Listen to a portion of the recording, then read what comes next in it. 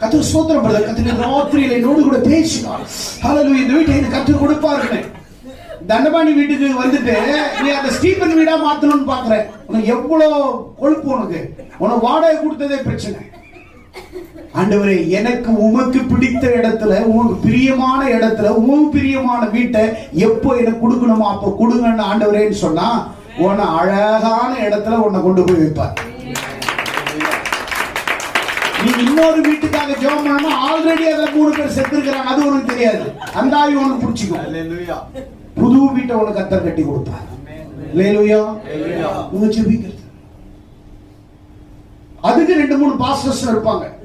அப்படியே கர்த்தர் உங்களுக்கு கொடுப்பார். ஆண்டவரே, கர்த்தர் சிஸ்டர் நான் ஜெபிக்கிற இந்த வீட்டை உங்களுக்கு கர்த்தர் கொடுப்பார். இது என்ன ஆவியோ தெரியல. இச்சிக்காத, கர்த்தர் உனக்கு சகலத்தையும் செய்வார். ஆமென்.